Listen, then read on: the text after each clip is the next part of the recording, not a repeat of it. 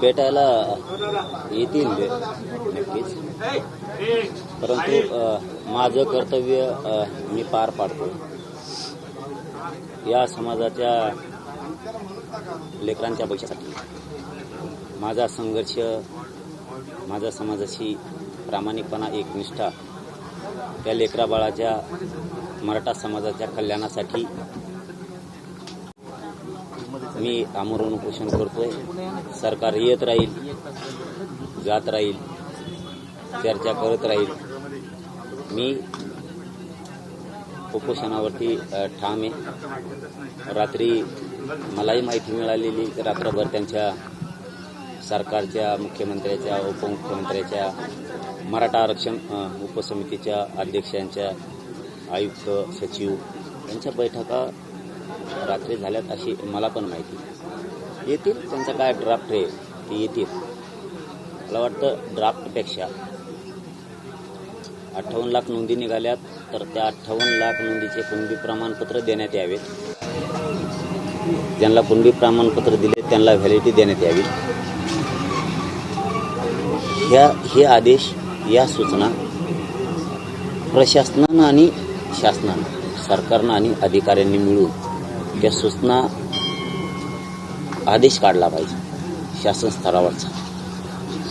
Draft कितीपत अधिकारी मान्य करतील माहीत नाही, म्हणून आता त्यांनी या भूमिकेत यायला पाहिजे. मी काल त्यांना तेच सांगितलं की तुम्ही सूचना, आदेश द्या. जर प्रमाणपत्र दिले नाही, व्हॅलिडिटी दिल्या नाही, नोंदी असून तर तुम्हाला सस्पेंड करण्यात येईल, कठोर कारवाई करण्यात येईल. राज्यभरातल्या सगळ्या अधिकाऱ्यांपर्यंत ही सूचना गेली पाहिजे. तशा जर सूचना त्यांनी सरकारनं आणि प्रशासनानं मिळून जर काढल्या, अधिकाऱ्यांनी आणि सरकारनं, मुख्यमंत्र्यांनी त्यांनी, तर सामान्य लोक ती सूचना, तो आदेश दाखवतील. तुम्हाला आदेश दिला, कुणबी प्रमाणपत्र द्या, व्हॅलिडिटी द्या. दुसरं, हैदराबाद गॅझेटियरचा तुम्ही JR काढला, त्या गॅझेटियरच्या स्थानिक चौकशीच्या अहवालाप्रमाणे जो अर्ज करेल त्याला कुणबी प्रमाणपत्र द्या आणि व्हॅलिडिटी पण द्या. जर तुम्ही दिले नाही तर तुमच्यावर कठोर कारवाई करण्यात येणार आहे.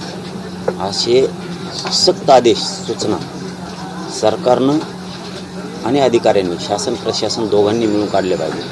म्हणजे ते अधिकाऱ्यापर्यंत जाईल. ड्राफ्ट हा अधिकाऱ्यांपर्यंत जाणार नाही. आम्हाला ड्राफ्ट दिला, तो आमच्याकडे राहील. अधिकाऱ्यांपर्यंत सूचना जायला पाहिजे, म्हणजे अधिकारी टाळणार नाही. हे दोन भाग झाले. आमचं तिसरं म्हणणं आहे, सातारा संस्थांचा JR काढायला काहीही अडचण नाही.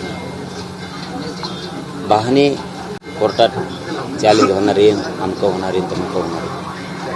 किती चांगला काढला तरी मराठ्यांच्या नशिबात चॅलेंज आहेच. कुणीतरी विरोधात जाऊन याचिका दाखल करतच, कुणीतरी विरोधात जाऊन चांगलं दिलं तरी आमच्या विरोधात जाते, चुकीचं दिलं तरी पण आमच्या विरोधात जाते. त्यामुळं सातारा संस्थांचा JR काढून टाकणं आवश्यक आहे. त्याला 94चा JRची नियमावली, 90च्या अध्यादेशाची नियमावली, 2001-2012चा कायद्यानुसार, 2012च्या कायद्यानुसार त्याला ती नियमावली लागू करावं.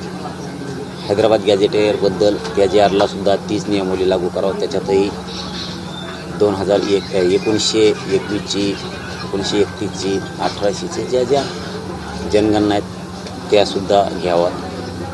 JR काढून टाकावं. JR काढायला काहीही अडचण नाही.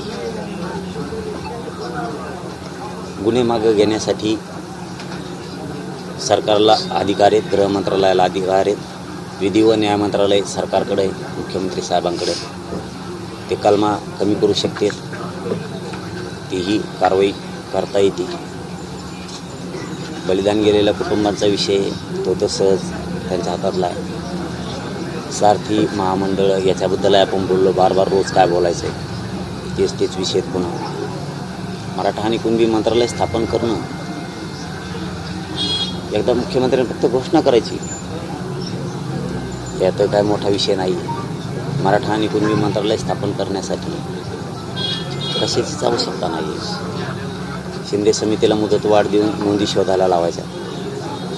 या जवळपास आपण सगळ्या मागण्या सरकारकडे दिलेल्या आहेत. आता मला वाटतं त्यांनी ड्राफ्ट हा आमच्यासाठी राहील, हरकत नाही, ड्राफ्ट दिला तरी आम्ही स्वीकारू, पण सरकार स्तरावर सूचना जाणं लय गरजेचं आहे. प्रत्येक कार्यालयाला अधिकाऱ्यांवर त्या सूचना त्यांनी काढाव्या. काल कच्चा ड्राफ्ट तुम्हाला दाखवण्यात आलाय का? कसा ड्राफ्ट?